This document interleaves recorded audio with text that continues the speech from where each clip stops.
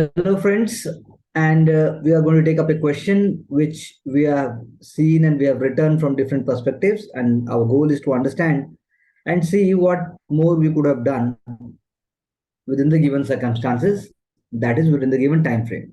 One good point is that all of us have tried to write this answer within the given time frame, and let's see what points or what ideas we are missing out or what else we could have done. The question says, though necessary, timely, free, and fair elections are not sufficient to ensure a vibrant democracy.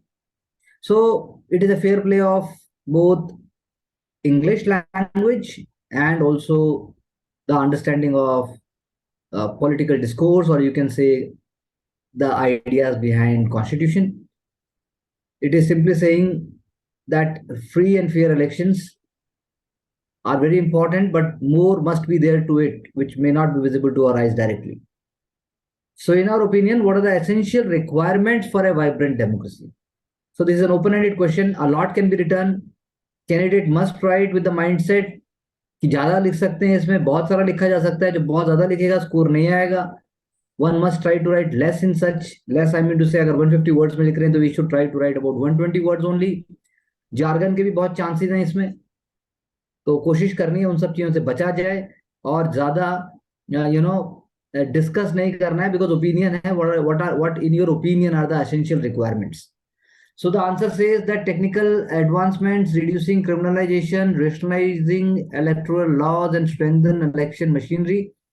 अब इसमें बोल रहे हैं कि inclusive, transparent and democratisation process बिल्कुल हुआ है, लेकिन शुरुआत आपने मतलब क्वेश्चन का एलिमेंट शुरू में आना चाहिए. आप शुरू में एक लाइन बोलिए कि कैसे जो इलेक्शंस हैं they are actually how they are linked with the idea of vibrant democracy. तो वो पहले नहीं आया, डिस्पाइट थोड़ा टेक्निकल हो गया हल्का सा, but good points are very good. ये बीच में कहीं आ सकते हैं. Despite above required further essential steps. चलिए आगे. Capacity development of social and political inclusion, strengthening of grassroot governance. जैसा मैंने है, अच्छे वर्ड्स हैं, लेकिन क्या हर वर्ड दूसरे वर्ड से कनेक्ट हो रहा है? क्या मैं इनको पढ़ के क्वेश्चन को समझ सकता हूं? ऐसा नहीं हो रहा है. तो पॉइंट तो बहुत अच्छे हैं, लेकिन आगे चलिए.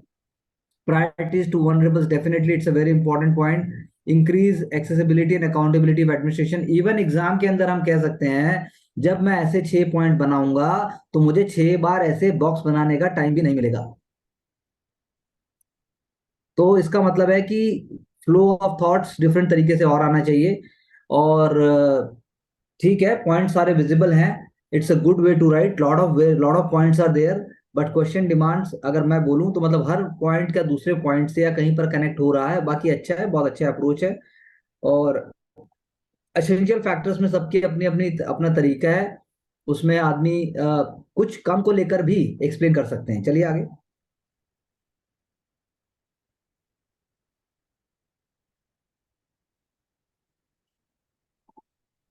अब दोबारा लिखा गया तो हमने देखा, despite being a diverse country, India is a nation survived as a democratic country after long struggle. बिल्कुल सही बात है, ठीक है. कॉन्स्टिट्यूशन आ गया. आगे चलिए.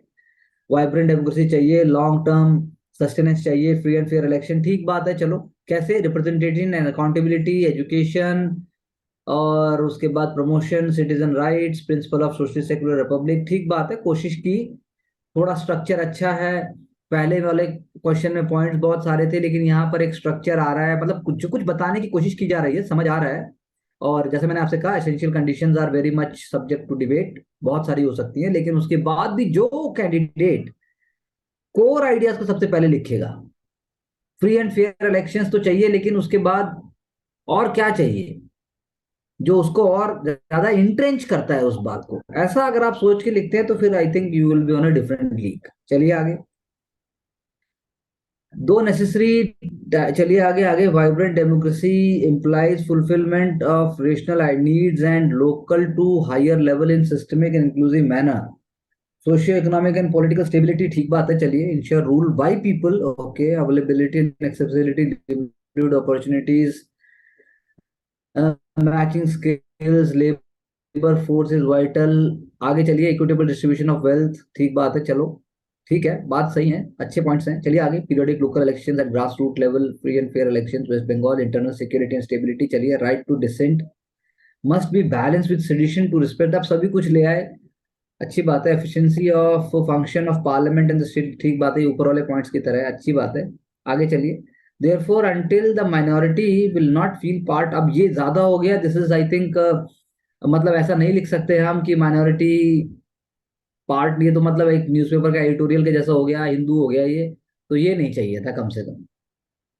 ये तो बहुत ही ज्यादा हो गया कि process of India won't be called a vibrant democracy, मतलब अगर 10 में से 4 नंबर आ रहे थे इस पॉइंट से पहले, तो अब आप एक नंबर से ऊपर उम्मीद मत कीजिएगा। चलिए आगे, क्योंकि आंसर तो कोई भी लिख सकता है, जिसको नहीं आता वो ज्यादा अच्छा लिख सकता है और उसके शॉर्ट्स भी बना सकता है, जैसा कि दुनिया में आजकल होता भी है। चलिए आगे चलिए, in spite of free and fair conducted by article 324। चलिए आगे चलिए, वाइब्रेंट चैलेंजेस नेपोटिज्म, बिल्कुल ठीक बात है। देखो एक कीवर्ड आया, nepotism and corruption, criminalisation of politics, voting on free बीज, जाति बेस्ड पॉलिटिक्स, पॉलिसी पैरालिसिस। अब सबने बाकी पहले भी ये पॉइंट्स दिखाई दिए थे, ऐसा नहीं है, लेकिन क्या वो ऐसे एक जगह दिखाई दे रहे हैं? क्वेश्चन 1 में, क्वेश्चन 2 में, क्वेश्चन 3 में, सब जगह जो भी हमने क्वेश्चंस पढ़े सारी जगह तकरीबन ऐसे ही एलिमेंट्स हैं, लेकिन क्या हम उनको इतना सिंपली पुट अप कर पाए हैं? तो ये आई थिंक और भी अच्छे से हो सकता है, बट दिस इज डेफिनेटली कि फ्री एंड फेयर इलेक्शंस के अलावा और क्या चाहिए। चलिए आगे, स्ट्रिक्ट एडहेरेंस टू, अभी तक मैं ढूंढ रहा था, I wanted to see model code of conduct, वो नहीं आया तो अब आया, awareness regarding ills of freebies. Okay, अब हमने फ्रीबीज की बात की, तो उसके इल्स के अगेंस्ट उसका अवेयरनेस होना चाहिए, या पॉपुलिस्ट जिसे हम कहते हैं मेजर, उसके खिलाफ क्या होना चाहिए, उसका सोल्यूशन बताओ आप। Transparency and accountability in parliamentary and legislative debates need to be improve via live session, citizen charter, बिल्कुल ठीक बात है। स्ट्रेंथनिंग द मीडिया, तो agenda of news is free from bias, देखो कितना अच्छा पॉइंट है ये। Accountability of social media in the age of digitization, जैसे पहले भी हुआ था जब हम वो बात करते थे एनालिटिका, और जो फेसबुक ने जो रोल प्ले किया था। सो आई थिंक ये क्वेश्चन जो अभी हमने लास्ट में पढ़ा, ये भी अच्छे पॉइंट लेके आया, but they are more specific, they are more targeted. और जो हमने सेकंड क्वेश्चन में स्ट्रक्चर पढ़ा था, स्ट्रक्चर उसका अच्छा था।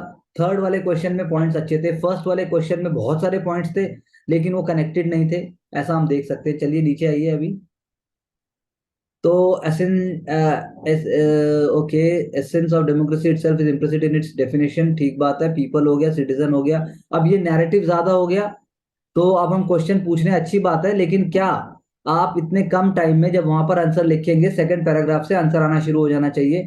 Responsible citizen for a good should be well inform, here the role of chosen representatives comes into picture, फिर the representation should be provided the information regarding policy, मतलब उसी बात को जो हमने थर्ड में पढ़ा, इन्होंने इनको इस तरीके से लिखा है। और कैग का रोल भी लेके आए, बहुत अच्छी बात है। अच्छा, मतलब अच्छा एनालिसिस करने की कोशिश की, लेकिन एनालिसिस करने के बाद उसको लास्ट में कंसोलिडेट भी करना है। We have all the means and agencies which are required for vibrant need to ensure this function if all function as per the mandate or model code of conduct। Point ठीक है, इन्होंने भी अच्छी कोशिश की, लेकिन क्या आप कम शब्दों में, वही जैसा मैंने पहले कहा, क्या आप उस चीज को बता पाए हैं, ये देखने वाली बात है। चलिए आगे, क्योंकि क्लैरिटी आनी आंसर के अंदर बहुत जरूरी है, पॉइंट्स आप लेके आ सकते हैं। तो they have some essential features, free and fair election, rule of law, one vote one person, involvement in decision making. अब ये देखिए, ये उससे भी सिंपल है, यानी कि फ्री एंड फेयर इलेक्शंस तो हैं, एसेंशियल फीचर आपने पहले बता दिया। रूल ऑफ लॉ सबको पता है, लेकिन हम लिखते नहीं है। वन वोट वन पर्सन, जैसे डुप्लिसिटी होती है आपकी इलेक्टोरल रोल्स में, या फिर आपका जो क्रिमिनलाइजेशन ऑफ पॉलिटिक्स की बात कर रहे थे, बूथ कैप्चरिंग तक की बात हो जाती है, ईवीएम मशीन की फॉल्ट करने की बात करते हैं, तो बेसिकली एक आध पॉइंट ऐसा हम लेके आ सकते हैं। चलिए आगे, only leaders elected by people should rule the country, people should have basic right, और सिंपल है, जो हमने लिखा उससे भी बहुत सिंपल इस आंसर में हम देख सकते हैं। That is why we can not say that only timely and free, समझाया उस क्वेश्चन को कि क्यों सिर्फ टाइमली और इलेक्शन को आप फ्री एंड फेयर इलेक्शन सिर्फ सफिशिएंट नहीं है, उससे ज्यादा हमें क्या चाहिए। चाइना का एग्जांपल भी लिया, आगे चलिए। और उसके बाद जो है इलेक्शंस को कंटेस्ट करने की बात की, उसके बाद जो है हर वही वही बात जो ऊपर की थी, उसी बात को नीचे दोबारा से पुट अप कर दिया। आई थिंक इसके आगे अगर और भी है तो please just show me. This is चलिए the आगे, sample answer. हाँ नहीं ठीक है, वो भी जो पॉइंट था वो भी अच्छा था जो अभी हमने आंसर पढ़ा। अब आगे चलिए। आप बताया इंडिया में लार्जेस्ट डेमोक्रेसी है, 1.2 बिलियन पॉपुलेशन है इसमें। चलो आर्टिकल 324 आगे चलिए। आपने अकाउंटेबिलिटी की बात कर दी, रिप्रेजेंटेटिव डिसीजन मेकिंग की बात कर दी, और उसके बाद जो है क्या ये इनफ है, खुद ही पूछा तो कैसे वाइब्रेंट डेमोक्रेसी, आपने आर्टिकल 244 को लेके आगे, रिजर्वेशन, सेकुलरिज्म। आगे चलो। उसके बाद जो है 4 बुलवर्क बता दिए। अच्छा, यानी कि क्वेश्चन को दूसरे डायरेक्शन में जब आप लेके जाते हो तो आपने लेजिस्लेटिव, एग्जीक्यूटिव, जुडिशरी सारे एलिमेंट आ गए। फिर उसके बाद फिफ्थ शेड्यूल भी आ गया, प्रोटेक्शन ऑफ फंडामेंटल राइट्स भी आ गया, इफेक्टिव पार्टिसिपेशन डेमोक्रेसी भी आ गया। तो ये भी एक तरीका है, this is also one of the ways, but then whatever is put up it must be substantiated, it must come up with the idea. जो हमने इससे पहले आंसर पढ़ा वो भी बहुत अच्छा था। वो भी आप कह सकते हो कि थॉट प्रोसेस को इवोक करने वाला आंसर जिसे हम कह सकते हैं, अलग था। ये भी अच्छा है, जिसमें इतने सारे पॉइंट्स हैं। हमने जो पहले आंसर्स पढ़े उसके अंदर हमने कॉन्स्टिट्यूशनल आर्टिकल्स, या कहिए कॉन्स्टिट्यूशन के जो एलिमेंट्स है उसको हम थोड़ा कम लेके आए। जैसे सोशल ऑडिट, मेघालय मॉडल हो गया। तो ये जो 1 2 3 4 5 जो पॉइंट कहे, ये पॉइंट सब्सटेंशियल हैं, लेकिन ये पॉइंट हमारे माइंड में जब ज्यादा क्लैरिटी होगी तो हम एग्जाम में अचानक से ऐसे पॉइंटर बना सकते हैं। If there is something else then move on further. No, so that's it. That's it. ऊपर लेके चलिए। तो देखो इसमें आर्टिकल्स का यूज किया, इसके ऊपर चलो, ये हमने आंसर पढ़ा, ये अच्छा था। ये भी इसके ऊपर जो ऊपर लेके आइए, ऊपर लेके आइए। इस आंसर में हमने देखा कि कैसे समझाया, वो पॉइंट थे। इससे पहले हमने देखा ये भी एनालिटिकल है, लेकिन ये थोड़ा सा ज्यादा पैराफॉर्म में है, इसके अंदर फैक्चुअल एलिमेंट कम है और डिविजन्स कम है। यहाँ हमने देखा कि आर्टिकल्स नहीं है, लेकिन बहुत अच्छे पॉइंट्स हैं, क्लैरिटी है, आंसर इमर्ज होके आ रहा है। It's better. चलो आगे चलो, और आगे चलो, इट इज गुड। इसके बाद हमने जो ये वाला आंसर पढ़ा, इसके अंदर, इसमें और इसके जो अभी जस्ट रिसेंटली कंक्लूडेड आंसर, दोनों में बहुत फर्क नहीं है, लेकिन दोनों जगह हम यहाँ पर भी कह सकते हैं कि पॉइंट्स अच्छे हैं, पॉइंट्स बहुत अच्छे हैं, लेकिन क्या हम उनको और ऑब्जेक्टिव बना सकते हैं, क्या हम उनको और थोड़ा सा कुछ यूनिक कर सकते हैं, that is the only point. और आगे चलिए। ये हमने जब पढ़ा था इसमें भी एनालिटिकल था, लेकिन फैक्चुअल एलिमेंट थोड़ा सा नहीं था, आ सकता है और थोड़ा ब्रॉड हो सकता है। चलो, और चलो आगे चलो। और उसके बाद हमने देखा,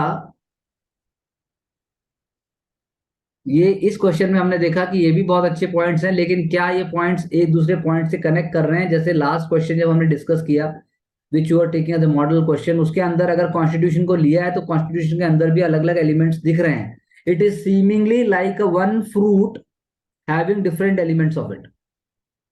तो अब ऐसे तो आप कुछ भी लेके आ सकते हो, क्योंकि ये वाइब्रेंट डेमोक्रेसी के लिए बहुत कुछ चाहिए। हो सकता है हम ये एलिमेंट सब ना लिख के वाइब्रेंट डेमोक्रेसी के लिए हम कोई 2 एलिमेंट उठाएं और उन 2 एलिमेंट्स को ही सिर्फ एक्सप्लेन कर दें, उसके बाद भी आप स्कोर लेके आ सकते हैं। So it all depends. Please always try to bring point, but then your point must be very much, it should be confident, and it must be hitting the bullseye, rather than writing it with the idea कि भाई ठीक है मैंने भी बताया, मैंने ये point भी बोल दिया। ऐसा नहीं होना चाहिए। बोलिए Ashik, what do you want to say?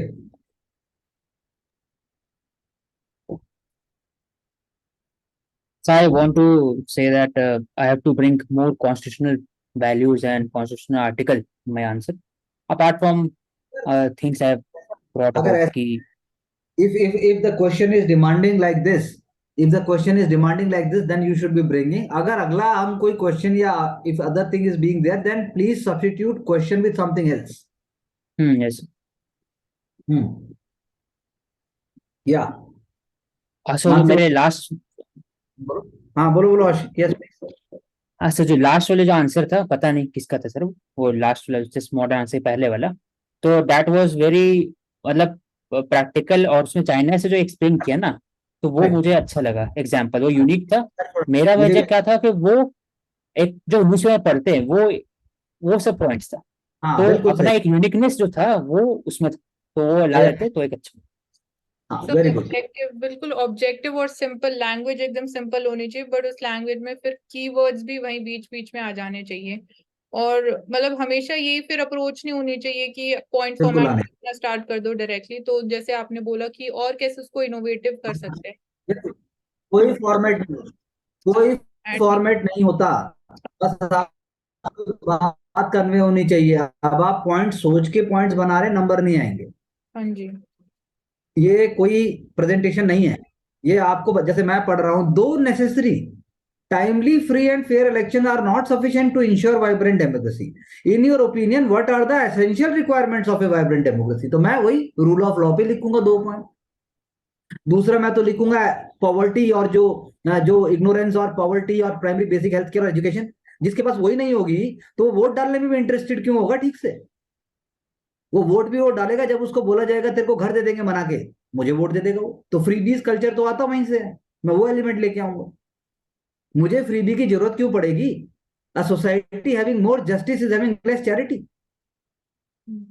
किसी ने नहीं देखा ये, जबकि खुद सब लोगों ने किया था अभी मात्र 1 महीने से भी पहले।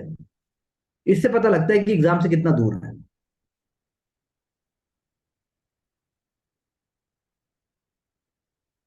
तो good efforts, and we will take up the next one in our next meeting. All the best and keep working hard, keep smiling, and don't give up.